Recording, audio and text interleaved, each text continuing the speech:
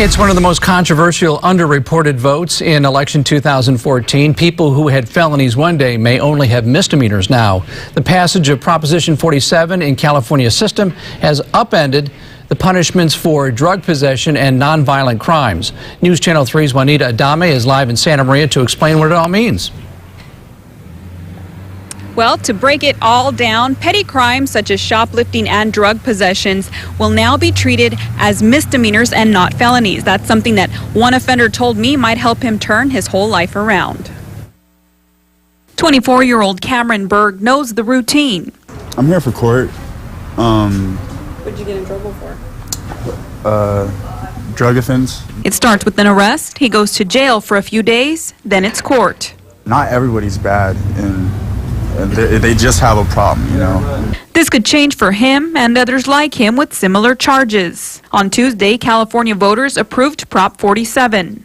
Under the new law, shoplifting, forgery, fraud, petty theft, and possession of small amounts of drugs, including cocaine and heroin, can now be treated as misdemeanors rather than felonies. And it's going to provide a chance for the offender to get the help that he needs instead of just incarceration.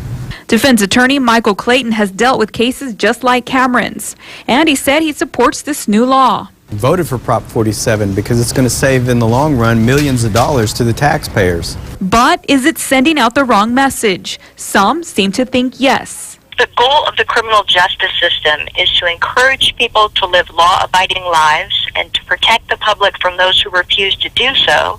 Then I don't think this legislation is taking us in the right direction. Deputy District Attorney Brooke Gerard argues that taking away more serious consequences encourages offenders to continue their behavior. People who suffer from addiction, often it takes a lot of incentive for them to come to the place where they're willing to commit to a 6-month residential treatment program. But it was those frequent trips to jail. I learned how to be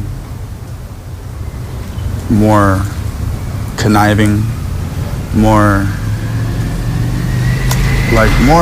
angry. That Cameron says encouraged his behavior to worsen. This doesn't teach you how to think before you react. And now with Prop 47 approved, People are actually understanding that a drug problem, an alcohol problem, all these problems with drugs, it shows that these people have a disease, not something you should judge.